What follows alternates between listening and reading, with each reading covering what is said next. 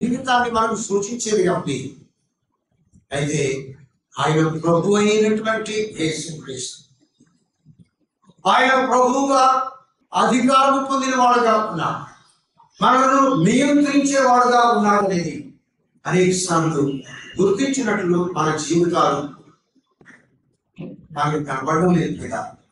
The lordship of Christ, క్రీస్తు యొక్క ప్రభుత్వం. లార్డ్షిప్ అనే పదం రెండు సార్లు మనకు బైబిల్లో కనబడుతుంది. అది ప్రభుత్వము అనే ఆ మాటను సూచించేదిగా మనం చూడగలం.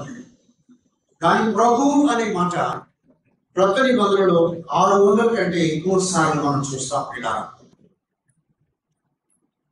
బైబిల్ గ్రంథం అంతట్లో ప్రభు అనే మాట 6700 కంటే ఎక్కువ సార్లు మనం చూసేవారిగా ఉంటున్నాం.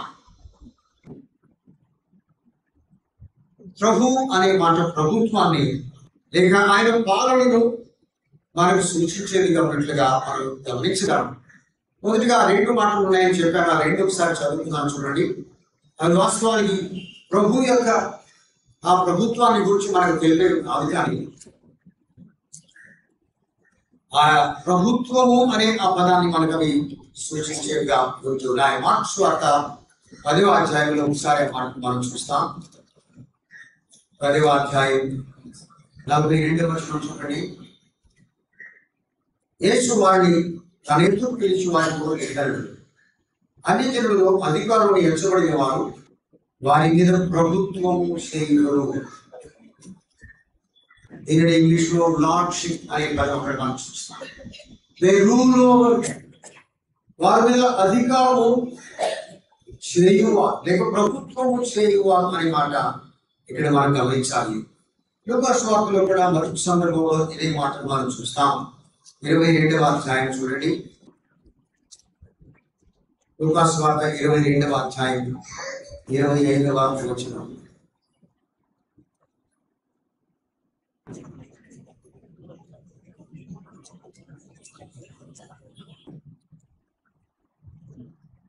ఆయన వారితో ఇట్లా అన్ని జనులలో రాజులు వారి మీద ప్రభుత్వము చేయగలరు, వారి మీద అధికారం చేయవారు ఉపకారులు అనబడుదురు. ఇక్కడ కూడా లార్డ్షిప్ అనే పదం ఇంగ్లీష్ భాషలో ఇంగ్లీష్ బైబిల్లో మనకు కనబడుతుంది.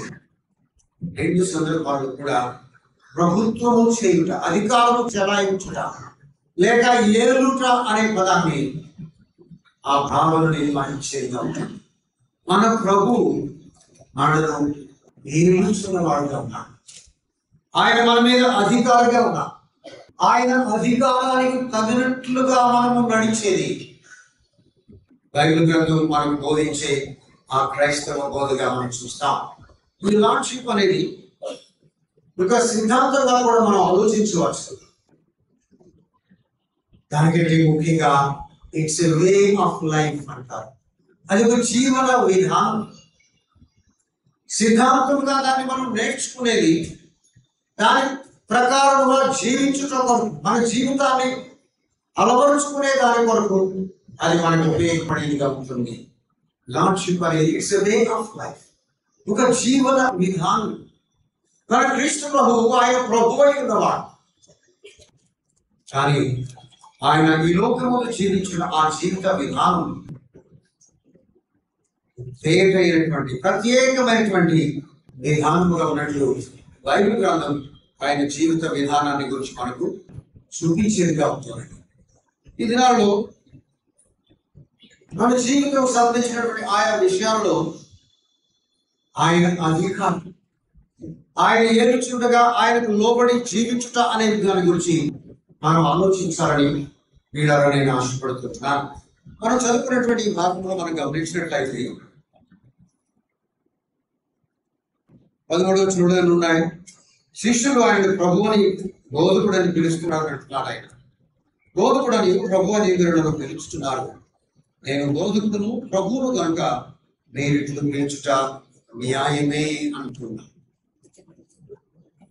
ఆ తర్వాత మాట్లాడుతున్నాడు 14వ వచనంలో, కాబట్టి ప్రభువును బోధకుడు అయినటువంటి నేను అనే మాటలు ఈ భాగంలో ఆయన వివరిస్తున్నాడు. పిల్లారా, ఆయన ప్రభు, ఆయన బోధకుడు. శిష్యులు ఆయనతో పాటు 3.5 సంవత్సరాలుగా సాగుతూ ఉండగా కొన్ని సందర్భాల్లో మాత్రమే ఆయనను ప్రభువు అని పిలిచారు. అనేక సార్లు బోధకుడా అని మాత్రమే పిలిచిన మాట్లాడుతున్నారు. ఎక్కువ శాతం ఆయన బోధకుడుగానే గుర్తించిన వారుగా ఉంటున్నారు. అయితే ఈ మేడ గది సందర్భం అయిన తరువాత అప్పటి మొదలు ఆయనను ప్రభువుగా గుర్తించుట లేదా పిలుచుట అనేది మనం చూసేవారిగా ఉంటాం. 14వ అధ్యాయంలో గమనించినట్లయితే ఒకరి తర్వాత ఒకరు ప్రభువా ప్రభువా అని పిలిచేది వారు ప్రశ్నలు వేస్తుండగా ఆ అధ్యాయంలో మనం గమనిస్తా ఉంటాం. నేను ప్రభువును అనే సంగతి ఆయన ఇక్కడ వివరిస్తున్నాడు. నేను గుర్తించాలని కూడా ఆయన జ్ఞాపకం చేస్తున్నాడు. ఈ ప్రభువు అనే మాట మనం ఆలోచన చేస్తుండగా లార్డ్షిప్ అనేది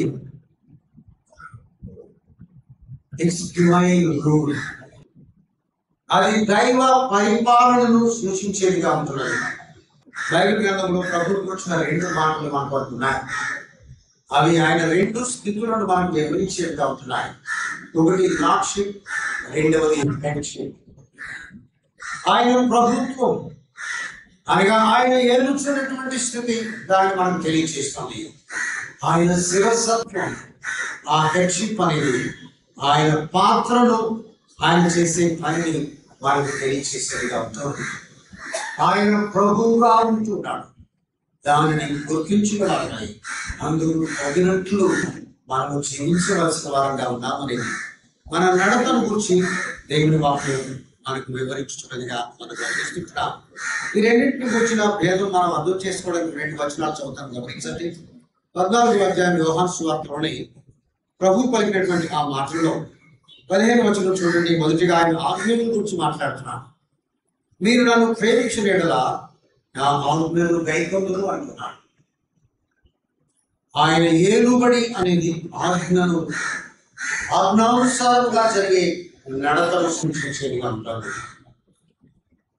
ఇదే అధ్యాయంలో చూడండి 23వ వచనంలో మరొక మాట ఆయన పలుకుతున్నాడు. యేసు ఇప్పుడు నన్ను ప్రేమించిన యెడల వాడు నా మాట గైకొందురు. అప్పుడు నా తండ్రి వారిని ప్రేమించినవాడు, నేను వారి ఎదురుకు వచ్చి వారి యొక్క నివాసము చేస్తున్నాడు. ఇక్కడ మాట అనే పదం గమనిస్తున్నాడు. ఆజ్ఞ, మాట. ఆజ్ఞను శిరసా వహించవలసిందే ఒకడు కదండి. ఆజ్ఞను పాటించవలసిందే తప్ప అది దేవుని యొక్క ఆ రూలు, ఆయన పరిపాలనను, ఆయన అధీనంలో మనం నడుమవలసినటువంటి స్థితిని సూచించేదిగా ఉంటుంది. అదే సమయంలో ఆయన మాట అనేది ఆయన ఇచ్చే సూచన లేక ఆయన ఇచ్చే సలహా, దానికి కట్టుబడి ఉండడం మంచిది. కానీ ఆజ్ఞనైతే తప్పక శిరసా వహించవలసిందిగా ఉంది. రెండింటికున్నటువంటి భేదం దానికి కొంతమంది దీన్ని బట్టి అర్థం చేసుకోగలిగిన వారికి వచ్చినాం. ఆయన మన ప్రభు. ఆయన ప్రభువు అనేది మనం గుర్తించి సాగవలసిన వారిగా ఉన్నాం. ఆయన శ్రేష్ఠుడు, ఆయన ఉన్నతమైనటువంటి వాడు. ఆయన ప్రభు అనే దాన్ని గుర్తించడం కొరకైనటువంటి 3 కారణాలు ఇదే అధ్యాయంలో మనం చూడగలం. గమనించండి. 3వ వచనంలో యోహాను రాస్తున్నాడు, తండ్రి తన చేతికి సమస్తము అప్పగించెను అంటున్నాడు.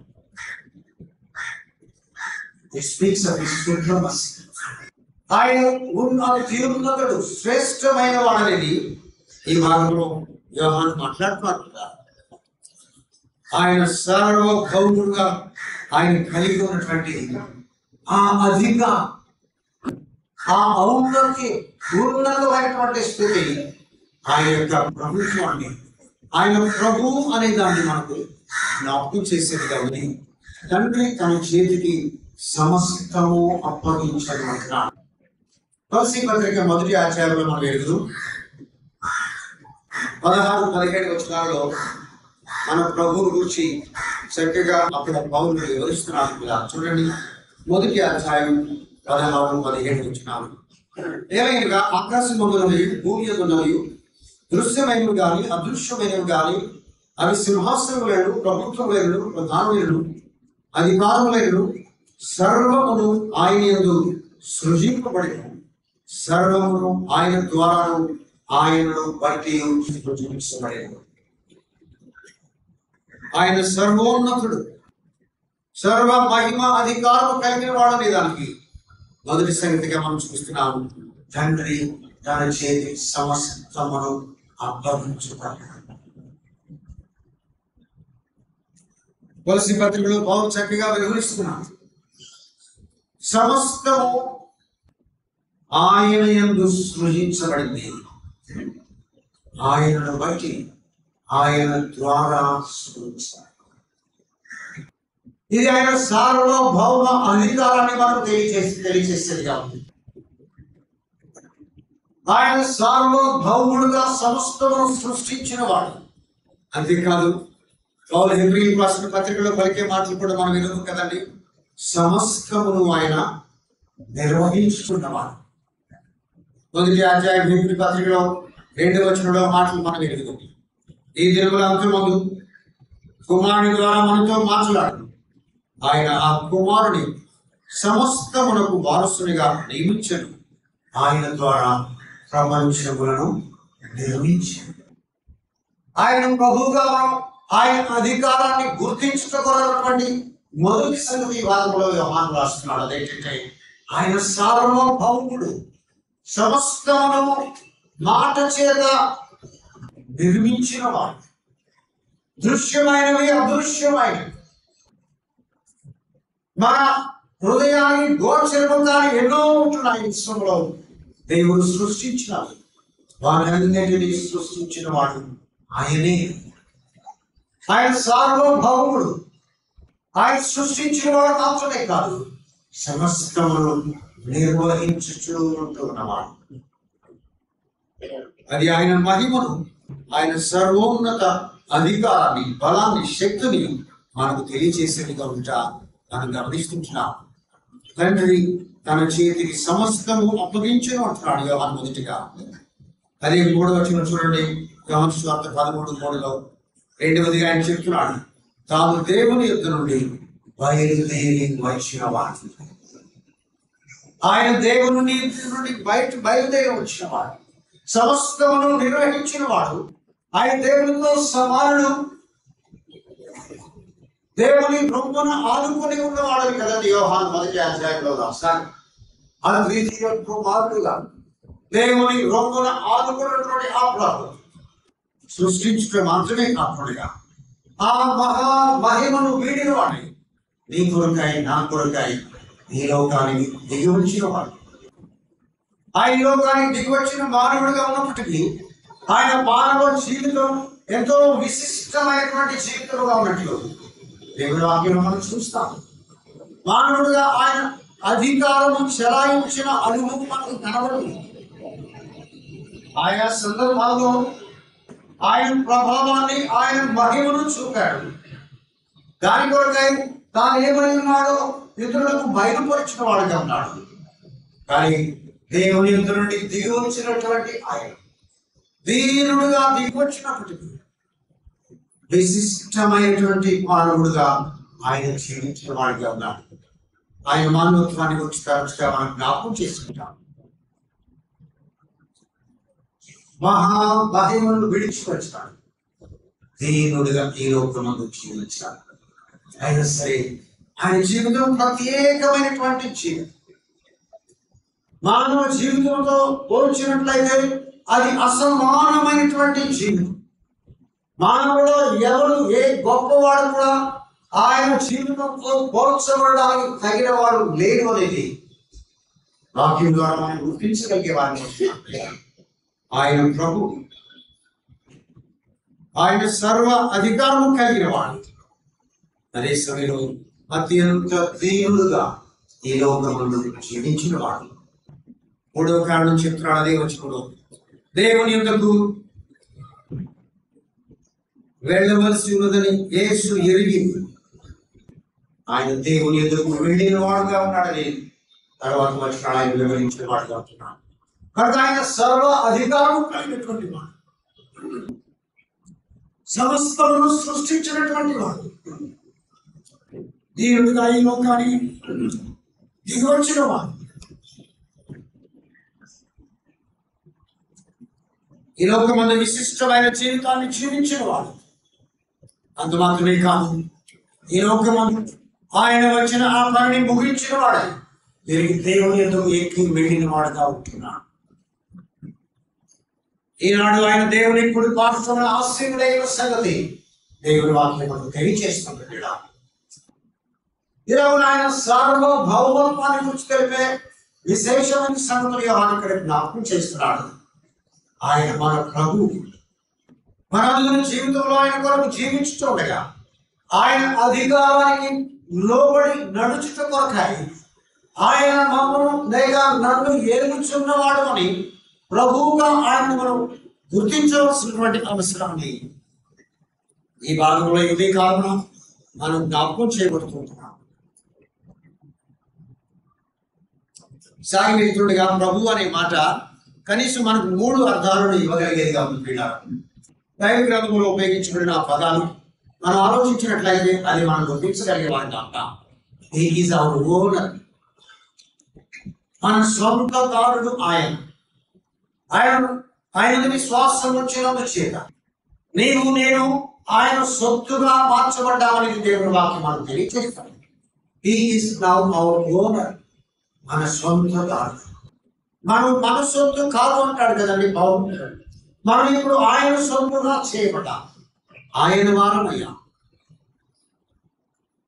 ప్రాచీన మొదల్లో ఇశ్రాయేలు ప్రజలు దేవుని సొత్తైన జనాంగముగా మార్చబడినట్లు నిర్గమకాండం 19:5 మనం తెలియజేస్తాం. అలాగే పేతురు మొదటి పత్రిక 2:9 పలికే మాటలు మనం దేవుని సొత్తైన ప్రజలుగా మనం మార్చబడ్డాం. నేను ఇప్పుడు మన సొంతము కాదు, ఆయన సొత్తుగా అవుతున్నాం. ఈ ప్రభు అనే ఈ మాట లేక ప్రభుత్వం అని ఆయన గురించి మనకు తెలిపే మాట, ఆయన మన ఓనర్ అనేది మొదటిగా మనకు తెలిపేదిగా ఉంటుంది. రెండవదిగా మనం గమనించినట్లయితే ఈ భాగంలో మనం చదువుకున్నట్లు హీ ఈజ్ అవర్ మాస్టర్. మన యజమాని. ప్రభువుగా ఆయన మనకు యజమానిగా ఉన్నాడు. మనం ఆయన దాసులుగా చేయబడ్డాం. దాసుడి లోకంలో స్వతంత్రుడుగా జీవించడానికి అవకాశం లేదు. యజమాని అధీనంలో ఉన్నవాడై యజమాని నియంత్రణలో యజమాని నిర్దేశించినట్లుగా దాసుడు జీవించేవాడుగా ఉంట మనం ఎరిగిన వారిగా ఉన్నాం. దేవుని వాక్యం దాన్ని మనకు తెలియచేసేదిగా ఉంటుంది. రెండవదిగా ఆయన మన యజమానిగా ఉన్నాడనేది మాట మనం తెలియచేస్తుంది. మూడవదిగా హీ ఈజ్ అవర్ రూలర్. మనను ఏలువాడు ఆయన. ఆయన ప్రభువుగా మనను ఏలుచు ఉన్నాడు. తన సర్వ అధికారము చొప్పున ఆయనకు దాసులుగా నేను చేయబడిన చేత మన అనుదిన జీవితాలలో ఏలుచున్నవాడు, నడిపించుతున్నవాడు, నడవడానికి అవసరమైనటువంటి మార్గం నిర్దేశించుతున్నవాడు, మన సొంత సొత్తుదారుడుగా, మన యజమానిగా, అలాగే మనకు ఏలుచున్నవాడుగా మన ప్రభు ఉన్నాడు అనేది ఈ లార్డ్ లేక లార్డ్షిప్ అనే మాట మనకు జ్ఞాపకం చేసేదిగా ఉంటుంది. ఆయన మన ప్రభువుగా గుర్తించడానికి 3 కారణాలు యోహాను 3వ వచనంలో తెలిపి మనం జ్ఞాపకం చేసుకుంటున్నాం. శిష్యులు ఇందాక జ్ఞాపకం చేసినట్లు కొన్ని సందర్భాల్లో మాత్రమే ఆయన ప్రభువు అని లేక ప్రభువా అని పిలిచిన సందర్భాలు మనకు ఉన్నాయి. ఆ సమయంలో వారు ఆయన ప్రభువుగా గుర్తించినట్లు మనం గమనించగలం. చూడండి, ఆ 2-3 మాటలు మనం చూసి సాగి వెళ్దాం. మత్తయి సువార్తలో 8వ అధ్యాయంలో మొదటిగా మనం గమనించగలం.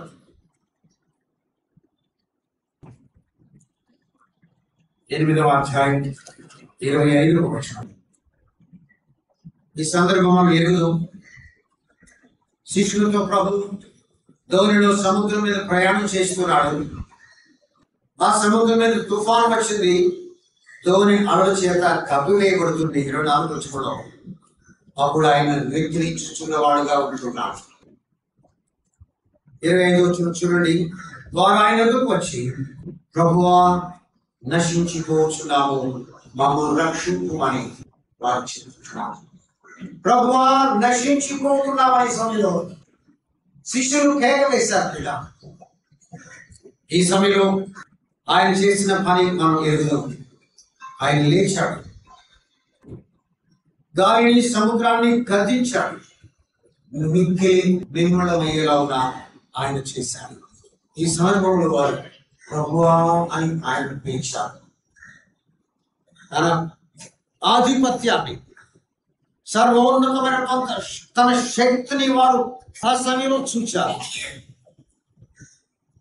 ఈ లోకంలో ఉన్నటువంటి మనం చూసే ఈ మూలికలన్నిటి మీద, ఈ ఎలిమెంట్స్ అన్నిటి మీద అధికారం ఆయన కలిగిన వాడని, ఆయన నియంత్రణలో అవి నడిచేవిగా ఉన్నాయని ఆయన నిరూపించిన వాడుగా ఉన్నాడు.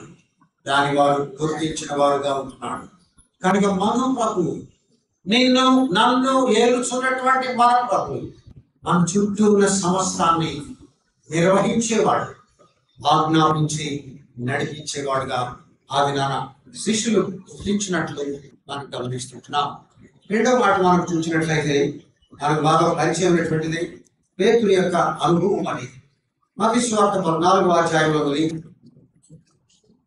ఇక్కడ కూడా ప్రభు రాత్రంతా ఏకాంతముగా గడిపిన వాడని, వారి సముద్రయానంలో ప్రయాణం ఉంటుండగా వారి ఎదురు నడిచి వచ్చిన వాడుగా ఉంటున్నాడు. ఆయన నడిచి వచ్చిన వారు చూసి భయపడ్డారు కదండి, భూతం అనుకున్నారు, భయపడ్డారు. అయితే ప్రభువు నేనే అని చెప్పాడు, భయపడవద్దు అన్నాడు. ఆ సమయంలో పేతురు కలిగిన మాట ఇక్కడ మనకు గమనించండి. 28వ వచనం, 14-28. పేతురు ప్రభువా నీవే అయితే నీళ్ళ మీద నడిచి నీ ఎదురు వచ్చుకున్న నాకు సెలవిమ్మని ఆయనతో ప్రభువు నేనే అని తెలియచేస్తుండగా పేతురు వచ్చున్నాడు. ప్రభు యొక్క శక్తిని గుర్తించిన వాడుగా ఇప్పుడు అస్తమిలో వాస్తవానికి లేడు. కానీ నీవే అయితే అంటున్నాడు, నేను కూడా నీటి మీద నడిచి రావడానికి నాకు సహాయం అన్నాడు, చేయమన్నాడు. లేచి నడుస్తున్నాడు కదండి. అదే సమయంలో మునిగిపోసాగాడు. ఆ తర్వాత చూడండి 31వ వచనంలో మరలా అంటున్నాడు, ప్రభువా నన్ను రక్షించుమని కేకలు వేశాడు. ఈ సందర్భంలో కూడా ఆయనను ప్రభువు అని వారు గుర్తించినా గుర్తించకపోయినా పిలిచిన వారుగా ఉంటా మనం చూస్తుంటున్నాం. పేతురు ప్రత్యేకంగా పిలిచాడు, ప్రభువా అన్నాడు, నన్ను రక్షించమని వేడుకున్నాడు. ప్రభు చేయి చాపి మునిగిపోవచ్చినటువంటి ఆయన లేపినట్టు నడిచాడు, లేపి రక్షించిన వాడుగా ఉంటున్నాడు. ఈ సందర్భంలో ఆయనను ప్రభువా అని వారు గుర్తించి పిలిచి ఉంటుండగా ఆయన యొక్క శక్తిని, ఆయన ప్రదర్శించినటువంటి శక్తిని వారు గుర్తించగలిగిన వారుగా ఉన్నారనేది మనం ఆలోచించగలిగే వారుగా ఉంటున్నాం. మూడవదిగా మనం చూసినట్లయితే ఇదే యోహాను సువార్తలో 11వ అధ్యాయంలో మనం చూస్తాం. ఇది కూడా మనందరం ఎరిగినటువంటి సందర్భం. లాజరు యొక్క సమాధి యొక్క కదండి. లాజరు 4 దినాలప్పటికే సమాధిలో ఉన్నాడు. సమాధి ఎదుర్కొ వచ్చాడు ప్రభు. వస్తుండగా వారు ఆయనతో పలికిన మాట 34 వచనంలో చూడండి. వారు ప్రభువా వచ్చి చూడమని ఆయనతో చెప్పినట్లుగా ఇక్కడ గమనిస్తున్నాం. ఏడ్చుచున్న ఆశ్చర్యం. ప్రభు ఎంతో ప్రేమించినటువంటి లాజరు చనిపోయిన 4 దినముల తర్వాత అక్కడికి వచ్చిన వాడు సమాధికి వచ్చాడు. అక్కడ వారు ప్రభువా అని ఆయన సంబోధిస్తున్నారు. ప్రభువా అని ఆయనను పిలిచిన వారుగా ఉంటున్నారు. అక్కడ జరిగింది మనం ఎరుగుతున్నాం. 4 దినములు సమాధిలో ఉన్నటువంటి లాజరు బయటికి రమ్మని పిలిచి తన మాట యొక్క ప్రభావం ద్వారా సమాధిలో నుండి జీవములోనికి ఆయన తీసుకొచ్చిన వాడుగా ఉంటున్నాడు. ఈ భాగంలో మనం గమనిస్తున్నాం. ఈ భాగంలో అధ్యాయంలో మనం గమనించినట్లయితే is not over life and death అనేది మనం గుర్తించగలిగే వారికి అవుతున్నాం. మరణము అలాగే జీవము మీద ఆయన ప్రభువుగా, ఆయన అధికారము బలము కలిగిన వాడుగా ఉంటుట మనం గుర్తించగలుగుతున్నాం. శిష్యులు దాదాపుగా 3.5 సంవత్సరాల కాలం పాటు బోధకుడుగానే అని పిలుస్తున్నారు. కానీ 1-2 సందర్భాలను మాత్రమే ప్రభు అని ఆయన పిలిచిన వారిగా ఉన్నారు. ఆ పిలిచిన సందర్భాలను ఆయన యొక్క ఆ సర్వ అధికారం, ప్రకృతి మీద ఆయనకున్నటువంటి ఆ అధికారం, మరణం మీద జీవం మీద ఆయన కలిగి ఉన్నటువంటి ఆ అధికారం ప్రభావంలో చూడగలిగిన వారుగా ఉంటున్నారు. అయితే ఈ అధ్యాయంలో మనం చదువుకున్నట్లు 13వ అధ్యాయంలో తన ప్రభువై నుండి తాను చేస్తున్నటువంటి కార్యములను ఇక్కడ వారి ఎదుట ఆయన ప్రదర్శించిన వాడుగా ఉంటున్నాడు. దానికి ముందుగా 13వ వచనంలో ఆయన చెప్తున్నాడు, మీరు నన్ను ప్రభువని బోధకుడని పిలుచుచున్నారు అంటున్నారు. బోధకుడని వారి పిలుపులో మొదటిగా ఉన్నది బోధకుడు అంటే నేర్పేవాడు. వారు నేర్పబడటం ద్వారా ప్రభువు అనే ఆ అనుభవంలోనికి నడిపించిన స్థితి వారి అనుభవంలో మనం చూడగలిగే వారిని అవుతున్నాం. అయితే 14వ వచనంలో ప్రభు చెప్తున్నాడు, కాబట్టి నేను ప్రభువును బోధకులను అంటున్నాను. చూడండి, పదజామంలో మార్పు గమనించండి. శిష్యులైతే బోధకుడు ప్రభువు అంటున్నారు, ఆయన అయితే నేను ప్రభువును బోధకులను అంటున్నాను. ప్రభువుగా ఆయన మనకు నేర్పేవాడు, బోధించేవాడుగా ఆయన సంబోధించేలేక ఆయన చెప్పే ఆ మాట మనకు దాన్ని సూచిస్తుంది. వారైతే బోధకుడు అని ప్రభువు అని పిలుచుతుంది. ఆయన బోధ ద్వారా నేర్పబడిన వారి ఆయన ప్రభువుగా గుర్తించే ఆ అనుభవం వారిగా ఉన్నట్లు ఈ మాట మనకు జ్ఞాపకం చేస్తుంది.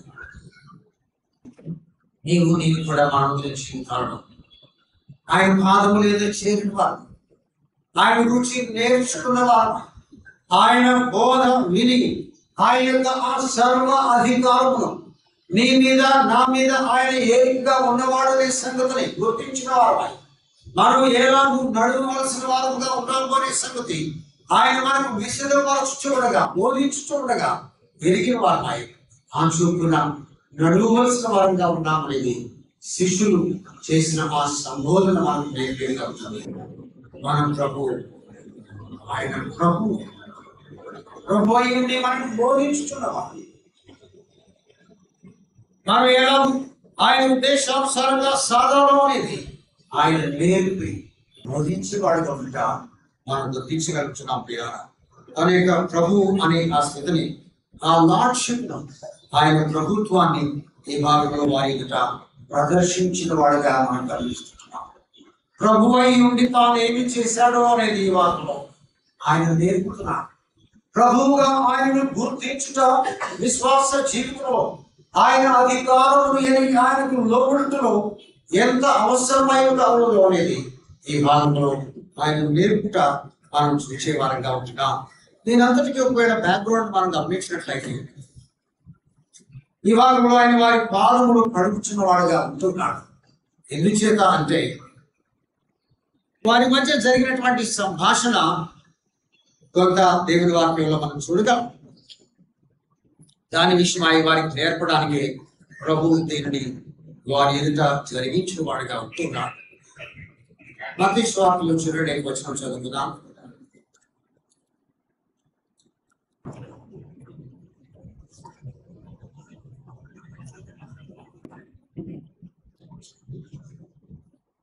ఇరవై అధ్యాయంలో యెరూషలేముకు వారు ప్రయాణమై వెళ్ళే సందర్భం మనం చూడగలం.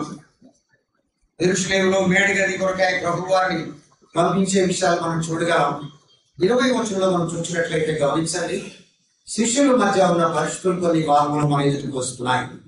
అప్పుడు జెబెదయి కుమారుడు తల్లి తన కుమారుడితో ఆయన ఎదుటికి వచ్చి నమస్కారం చేసి ఒక మనవి చేయబోగా, నీవేం కోరుచున్నావని ఆయన అడిగాను. అందుకని నీ రాజ్యం ముందు నా 2 కుమారులు ఒకడు నీ కుడి వైపునడు, ఒకడు నీ ఎడమ వైపునడు కూర్చుండ సెలవు అని ఆయనతో అని. ఈ భాగం అంతా మనం తర్వాత చదువుకోవచ్చు. క్రీస్తు ప్రభు మేడ గదిలోనికి వెళ్ళడానికి ముందుగా, యెరూషలేముకు ప్రయాణం చేయడానికి ముందుగా జరిగిన సందర్భంగా ఈ సందర్భం ఉంది. అదేంటంటే యాకోబు యోహానుడు తల్లి కుమారుడు తీసుకుని ప్రభు దగ్గరికి వచ్చింది. ఆమె మనస్సులో ఉన్నటువంటి ఆలోచన ఆయన ఎదుట పెట్టుకుంది. ఏంటది? 21వ వచనంలో, నీ రాజ్యం ఉంది, నా ఇద్దరు కుమారులు ఒకడు నీ కుడి వైపున ఒకడు నీ ఎడమ వైపున కూర్చుండ పెట్టనిమ్మని ఆ విభాగంలో అడుగుతుంది. లూకాసు వార్తలు రండి. లూకాసు వార్తలు కూడా ఇదే సందర్భాన్ని మనం చూడగలం.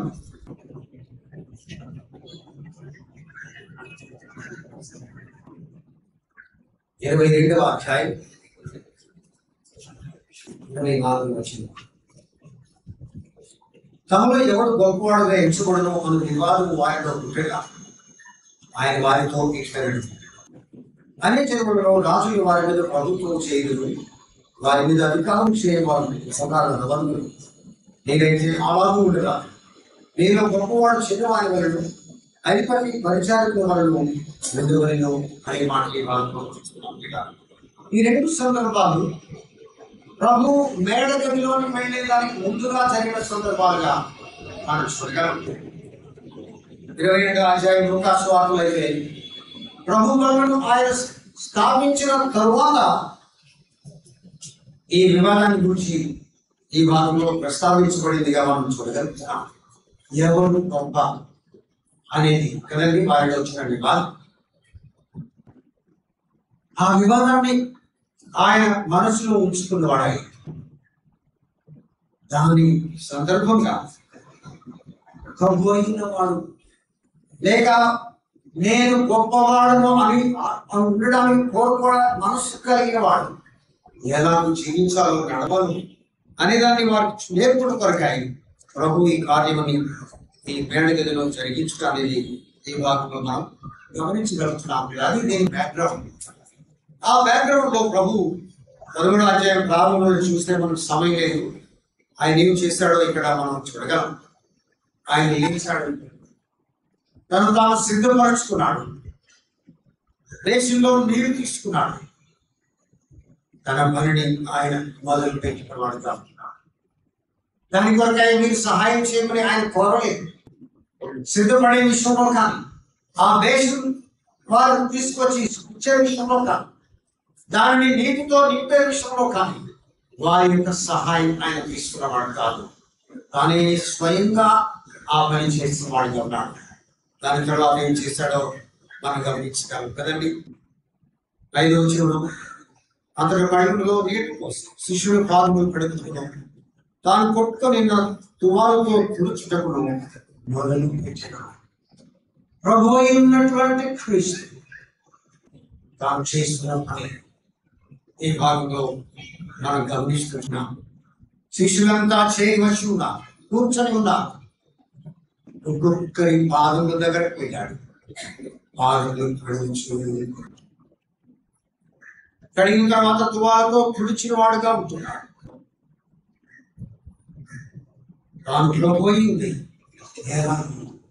వారి పట్ల సేవ చేసిన వాడుగా ఉన్నాడు అనేది ఈ భాగంలో వారికి నిరూపించిన వాడుగా ఉండగా మనం గమనిస్తున్నాం.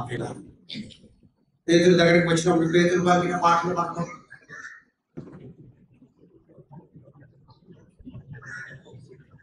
నీవు నా పాదములు కడుగులుగా అంటున్నాడు. 6వ వచనం.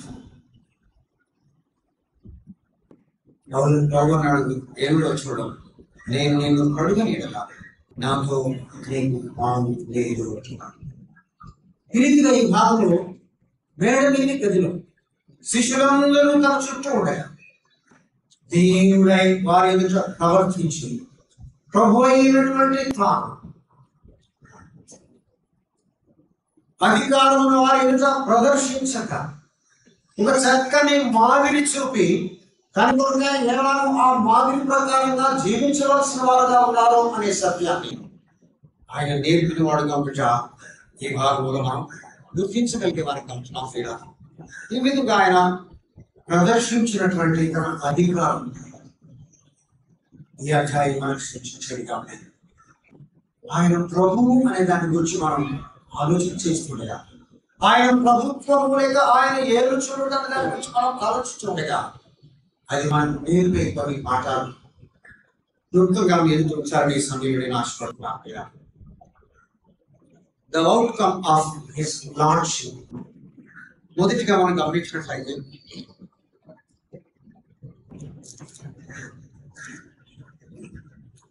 it teaches us about obligation to others. ఒకరి పట్ల ఒకరు మనం చూపవలసినటువంటి కలిగి ఉన్నటువంటి బాధ్యతలు ఇది మనం నేర్పేదిగా ఉంటుంది ఆయన ప్రభు అని. Each one of us has an obligation to others. మన తోటి సహోదర సహోదరుడి పట్ల బాధ్యత ఆయన ఎంత పొందిన వారిగా ఉన్నాం. దానిని తాను ప్రభు అనే ఆయన యొక్క ఆ రూల్, ఆ అధికారం నేర్పేదిగా మనకు జ్ఞాపకం చేసేదిగా ఉందనేది ఇందులో మనం మొదటిగా నేర్చుకోగలిగినటువంటి మాట. ప్రభు పేరుతో పలికిన మాట మనం ఉన్నాయి కదండి. పేతురు అన్నాడు,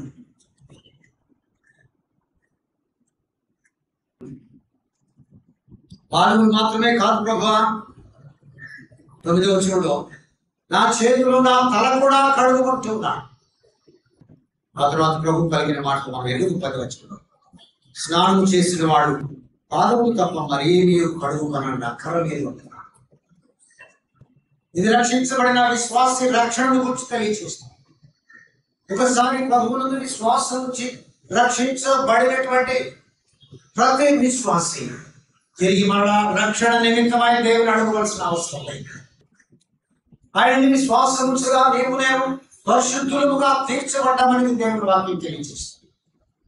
రక్షణ ద్వారా పరిశుద్ధులుగా తీర్చబడ్డాం. దేవుని ఎదుట నీతిమంతులుగా నిలువబెట్టబడిన వారుగా ఉంటున్నాం. అందుచేత రక్షణ నిమిత్తమై మనము తిరిగి ఆయన ఎందుకు వెళ్ళవలసిన అవసరం లేదు.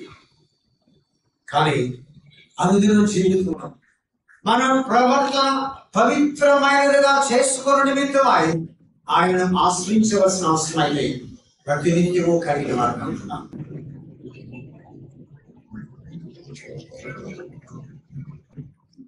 పాదము తప్ప ఇంకేమి కడుక్కోవాల్సిన అవసరం లేదంటున్నాడు ప్రభు. స్నానం చేసేవాడు, రక్షించబడిన వాడు అనుదినము కడుక్కోవలసినటువంటి స్థితి. నడత, ఆత్మకలన్నీ నడతను సూచిస్తున్నాయి. నడతను గురించి దైవజనులు మనతో మాట్లాడుతున్నాను. ఈ నడత విషయంలో నీవు నేను సరిగా నడవడం మాత్రమే కాదు, మన తోటి ప్రియులు కూడా పవిత్రమైనటువంటి స్థితిలో నడిచుట కొరకై వారి పట్ల బాధ్యత కలిగి పనిచేయవలసిన వారంగా మనం ఉన్నామనేది ఆయన యొక్క అధికారం, ఆయన లార్డ్షిప్ మనకు జ్ఞాపకం చేసేదిగా ఉన్నది. మనం గుర్తించవలసిన వారుగా ఉంటున్నాం. పిల్లలు అనుదినపు నడత ప్రియులు మనకు జ్ఞాపకం చేస్తున్నారు దేవుని వాక్యంలో. మన క్రైస్తవ నడత ఏ రీతిగా ఉండాలో అనేది, మన క్రైస్తవ నడతను ఆయన అధికారాన్ని గుర్తించచ్చు. జీవిత పరిస్థితులన్నిటిలో కూడా ఆయనకు మాత్రమే లోబడి ఆయన ఉద్దేశానుసారంగా మాత్రమే సాగుచు పవిత్రులుగా మనం కొనసాగాలి అనేది దేవుని యొక్క ఉద్దేశంగా ఉంది. మనం మాత్రమే కాదు, మన తోటి వారు అలా పవిత్రమైన నిమిత్తమై దాని పవిత్రతలో ప్రేరేపించే బాధ్యత కలిగిన వారమై పని చేయవలసిన వారంగా ఉన్నామనేది ప్రభు ఇక్కడ తాను ప్రదర్శించినటువంటి తన ఆ అధికారం నిరూపించిన స్థితి ద్వారా నేర్చుకోగలిగే వారంగా మనం ఉంటున్నాం. ఒకరి ఎడల ఉగ్గురు అనే పదం దేవుని గ్రంథంలో అనేక సార్లు మనకు కనబడేది కదా. ఒకరి పట్ల ఒకరు ప్రేమ కలిగి ఉంటుంది అన్నమాట దాదాపుగా 12 సార్లు మన కోరుకుంటుంది. ఒకరినొకరు ఆదరించుకోనుడి అనే మాట మనం చూస్తాం. ఒకరి కొరకు ప్రార్థించుడి అనే మాట పేతురు యాకోబు రాసేది మనం చూస్తాం. ఒకరి భారములకు భరించుడి అనే మాట దేవుని వాక్యం మనకు చేయడం చూస్తుంది.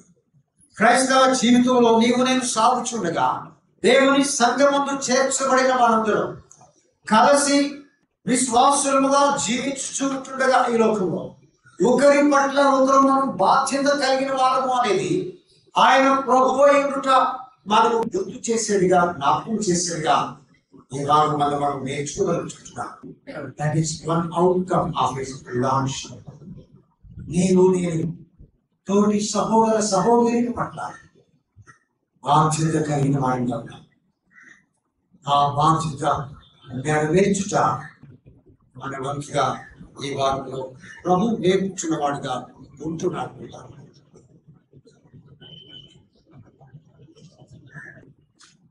It reminds us of our responsibility to others. రెండవదిగా మనం గమనించినట్లయితే మనకు ఒక మాదిరిని ఆయన ఇక్కడ నిలిపిన వాడుగా ఉంటున్నాను. ఆ మాదిరిని అనుసరించాలి అనేది ప్రభు వారికి పెట్టలేదు. మనం కూడా ఆయన నేర్పుతుంది. ఆయన చూపిన ఆ మాదిరి చొప్పున జీవించేది, నడిచేది. ఆయన లోకంలో మానవ అద్వైతుడుగా జీవించాడు కదండి, సందేహం లేదు. మనం పరిపూర్ణ మానవుడుగా జీవించాడు. ఆయన జీవితం మానవాతీతమైనటువంటి జీవితం. అయినా కూడా సర్వశక్తి కలిగిన వాడుగా ఆయన ఉండి కూడా ఆయన కనుపరిచిన ఆ మాదిరి ఎంతో గొప్ప మాదిరిగా మనం చూద్దాం. త్రిత్వంలో ఉన్నటువంటి ఆ క్రమం కూడా దేవుని వాక్యంలో మనం చూస్తాం. ఇలా త్రిత్వంలో రెండవ వ్యక్తిగా తండ్రితో సమానమైనటువంటి అధికారము హక్కు కలిగిన వాడై ఉండి కూడా తండ్రి అధికారములకు ఆయన లోబడి జీవించినటువంటి ఆ స్థితి యోహాను సువార్తలోని అనేక సార్లు ఆయన పలికేది మనం చూడగలిగే వారిగా ఉంటున్నాం.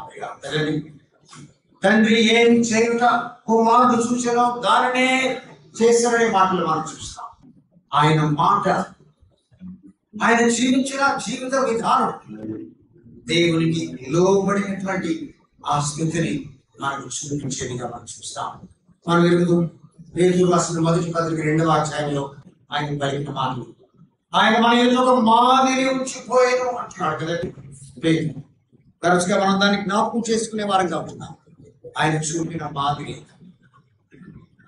అపోస్తలుడైన పౌలు ఫిలిప్పీయుల వాసులో పలికినటువంటి ఆ మాదిరి మనం ఎరిగిన వారంగా ఉంటున్నాం కదండి.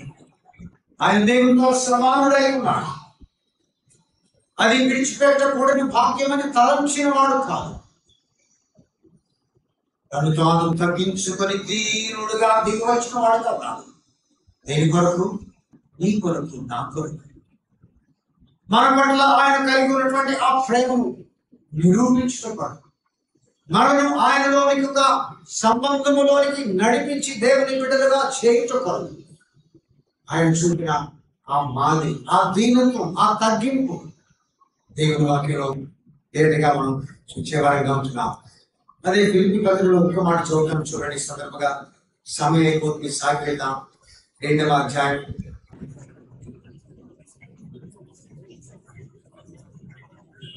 5వ వచనం గమనించండి. క్రీస్తు యేసుకు కలిగిన ఈ మనస్సు నేను కలిగి ఉండి అంటున్నాడు. ఆయన యొక్క మనస్సును గురించి పౌలు ఈ భాగంలో నిర్మిస్తున్నాడు. ఆ తర్వాత ఆయన దీనుడుగా దిగొచ్చిన సందర్భంలో ఇస్తున్నాడుగా ఆయన కలిగి ఉన్న మనస్సు నీ పట్ల, నా పట్ల ప్రేమతో నిండిన మనస్సు. మన ఔన్నత్యాన్ని, మన మేలును కోరుకున్నటువంటి మనస్సు. ఆయన వినయం కలిగినటువంటి మనస్సు కలుపుకోవాలి. దేవుడుగా ఈ లోకం ముందు ఒక చక్కని మాదిరి చూపించిన వాడిగా ఉంటున్నాడు. ఆయన చూపిన ఆ మాదిరిలో తండ్రి అయిన దేవునికి ఆయన సంతోషమును కలిగించినట్టు దేవుడు ఆత్మీయులో మనం చూడగా కదండి. తండ్రి అయిన దేవుడు పరలోకము నుండి ఆయన గురించి పలికిన మాటలు ఆ సాక్ష్యం అనుకున్నది. మనం ఎదుగుతున్నాడు. అధికారం కలిగిన వాడే ఇంటి కూడా దేవునికి లోబడినటువంటి ఆ స్థితి ఆయన మనకు చూపిన చక్కని మాదిరిగా ఉన్నటువంటి స్థితిగా మనం గమనిస్తున్నాం. 3వదిగా మనం గమనించినట్లయితే దైవ ప్రాధాన్యతలకు, దైవ ఆజ్ఞలకు నీవు నేను లోబడవలను అనేది ఆయన అధికారం, ఆయన ఎరుగుతున్న స్థితి మనకు నేర్పేదిగా ఉన్నట్లు మనం గమనించాం. ఆయన చూపిన ఆ మాదిరి ఆయన యొక్క ప్రాధాన్యతను మనకు సూచించేదిగా. చూడండి, 11వ అధ్యాయంలో చదువుకున్నాం. 15 వచ్చిన నేను చేసిన ప్రకారం మీరు చేయనని నీకు మాదిరిగా ఈలాగు చేసింది. దాసుడు తన యజమాని కంటే గొప్పవాడు కాడు, పంపబడిన వాడు తను పంపిన వాడి కంటే గొప్పవాడు కాడని నీతో నిశ్చయముగా చెప్పచ్చు. ప్రాధాన్యత లేక దైవ క్రమం నెరవేర్చును. ఆయన చూపిన ఈ దీనత్వం మనకు నేర్పేదిగా ఆయన గమనిస్తున్నాం. ఇలా 2 మాటలు చెప్తున్నాడు. దాసుడు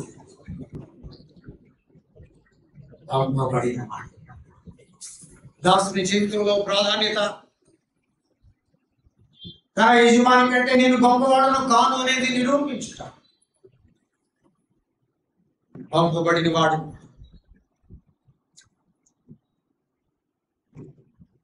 పంపిన వారి యొక్క ఆ పనిని నెరవేర్చుటను, అందులో ఆ ప్రయారిటీని ప్రాధాన్యతను అక్కడ మనం గుర్తించవలసిన వారికి అవసరం.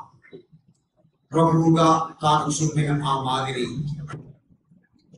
నేటికి కూడా మనం బోధ చేసేదిగా నేర్పేది. ఆ మాదిరిలో నీకు నేను చక్కగా సాగుచు ఆయన మహిమ కొరకై ముందుకు సాగడానికి నడిపించగలిగేదిగా ఉన్నట్లు దానిని మనం ఆయన అధికారాన్ని అనుదినము గుర్తించు సాగవలసిన వారంగా ఉన్నామనేది ఇందులో నేర్చుకునే వారికి అవుతున్నాం.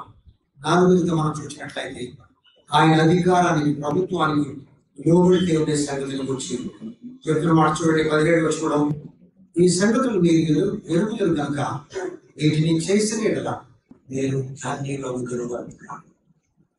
నేను ఎరుగుదును, నేను ధాన్యం నేను చేసిన వారు కనుక చేసిన ఎడలా దాన్ని ఇంగ్లీష్ లో హ్యాపీ అనే మాట మనం చూడగలం. దీనికి మీరు లోబడిన వారినట్లయితే మీరు సంతోషముగా ఉండేవారనే పదం అక్కడ మనం చూస్తాం. దానిలో లేని దీవెనను ఆశీర్వాదాన్ని మనం సూచిస్తాం. ఆయన ప్రభువుని గుర్తించేది మన జీవితంలో ధన్యకరమైన అనుభూతులను నడిపించేది కాబట్టి దానికి లోబడి జీవించటం వల్ల మనకు కలిగే ఆ ఆనందం, ఆ ధన్యత ఎంతో విశేషమైనదిగా ఉంటుంది అనేది చూడగలిగిన వారికి ద లార్డ్షిప్ ఆఫ్ క్రైస్ట్. అనేకసార్లు ఆయన ప్రభుత్వాన్ని గుర్తింపబడనటువంటి స్థితి పరిస్థితిలో మనం చూడగలుగుతాం. It's very much unrecognized these days in the Christian. We call him as Jesus only. ఆయన ప్రభువా అనే పిలిచేవారు ప్రార్థనలో కూడా యేసునామము యేసునామము అనేది నాడు తనకి క్రైస్తవంలో మోగిపోతుంది.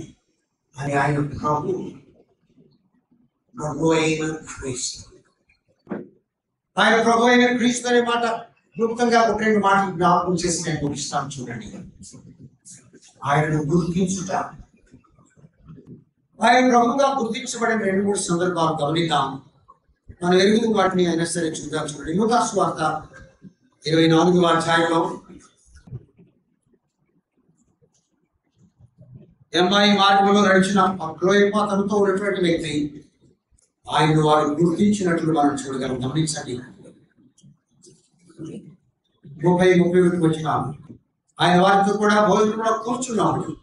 ఒక రొట్టెను పట్టుకొని స్తోత్రం చేసి దాన్ని విడిచి వారికి పంచిపెట్టగా వారి కన్నులు తిరుగుబడి ఆయనను గుర్తుపట్టని అంతటా ఆయన వారికి అదృశ్యమై అంతమటుకు ఆయన వారితో సంభాషణ చేస్తున్నాడు, ప్రయాణం చేస్తున్నాడు. వారు కూడా హృదయంలో మీదుగా వేదన ఉంది. యెరూషలేములో జరిగిన ఆయన మరణాన్ని గురించినటువంటి సంగతులు మనసులో ఉంటుండగా దుఃఖముతో దైవ కేంద్రమైన యెరూషలేము పట్టణాన్ని విడిచి అమ్మాయి వైపు ప్రయాణం చేస్తున్నారు. ప్రభు మార్గం ముందు వారితో కలిసి నడుస్తూ ఉన్నాడు. ఆయన గురించిన సంగతులే వారికి జ్ఞాపకానికి తీసుకువస్తున్నారు. కానీ వారు గుర్తించిన వారు కానీ ఇంటిలోనికి వెళ్ళిన తర్వాత ఆయన రొట్టె విరుచుచుండగా వారు ఆయన గుర్తుపట్టిన వారిగా ఉన్నారు.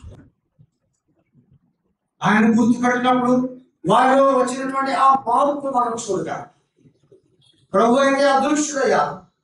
ఈ భాగాన్ని మనం గమనించినట్లయితే వారిలో ఉన్నటువంటి ఆ హృదయ భారం అంతా తొలగిపోయింది. వారి హృదయంలో ఆనందంతో నింపబడిన వారుగా ఉన్నారు. అంత మాత్రమే కాదు, రాత్రి వేళ అయినా సరే ఆ సమయంలో తిరిగి వెళ్ళి యెరూషలేము పట్టణానికి ప్రయాణం చేస్తుంది.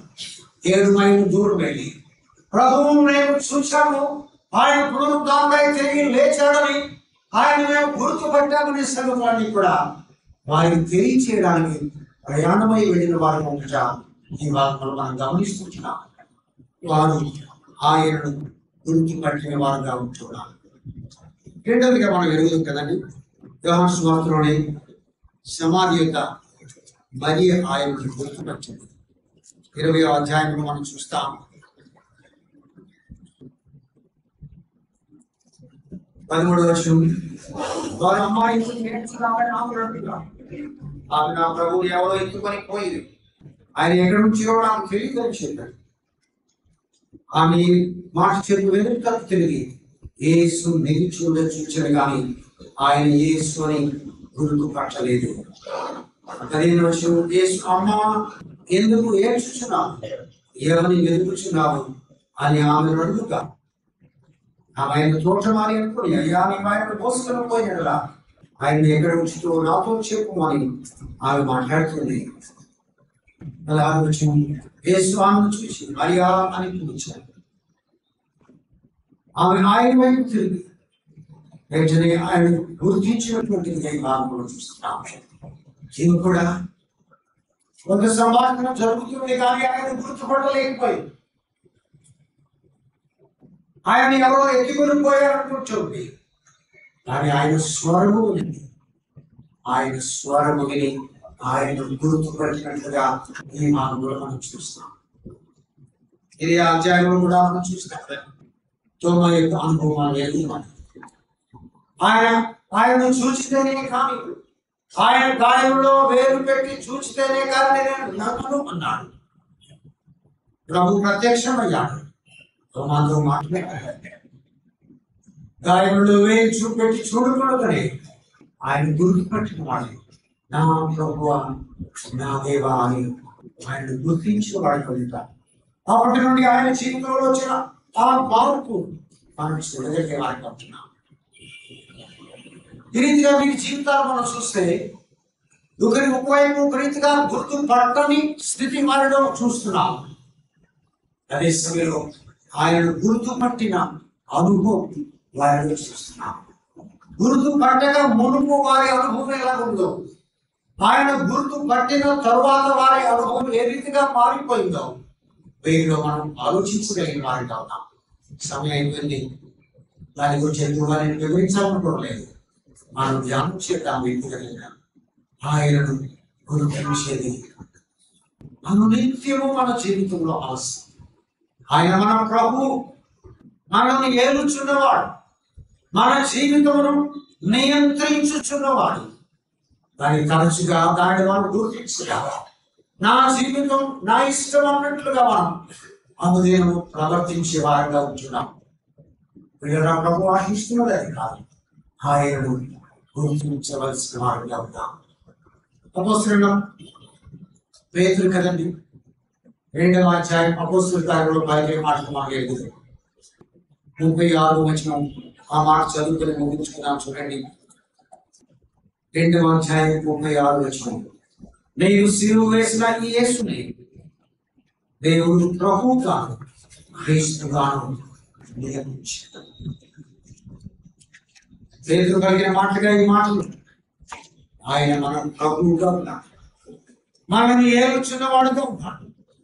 అనేక సార్లు మన అందరి జీవితం, మన క్రైస్తవ నడకలు, విశ్వాసము ఆయన ప్రభువుగా గుర్తించక, ఆయన అధికారములకు లోబడి సాగలేక సొంత ఆలోచన చొప్పున, సొంత అభిప్రాయం చొప్పున నడుచు ముందుకు సాగే వారిగా క్రైస్తవులో మనం ఉంటున్నాం. అనేక మంది కూడా అలా ఉంటున్నారు. అయితే they need to recognize his lordship in our day-to-day life.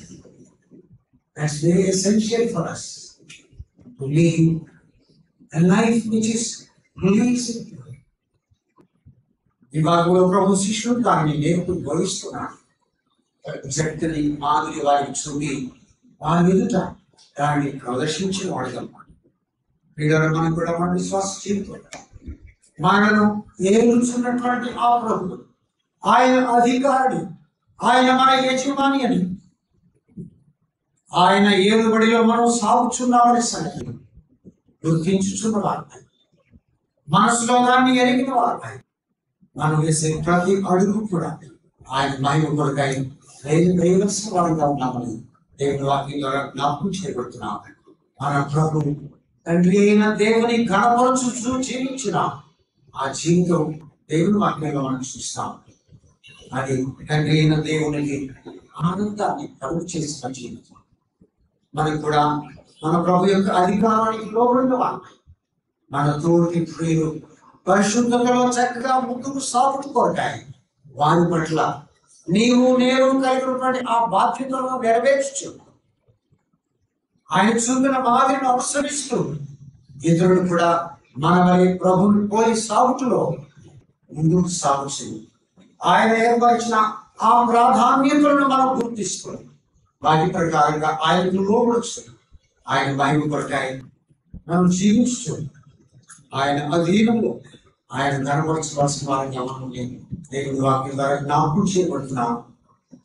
దేవుని తరపున మన కొరకాయ జీవించిన కాక ఇంకా మనం ఈ విషయాలు ఆలోచన చేసిన వారు మన జీవితాలు ప్రభువులో వచ్చి ఆయన మహిమపరచు ముందుకు సాగుగాక ఆలోచన చేయడానికి ప్రభు తన కృపను మనం గ్రహించుకుంటాం.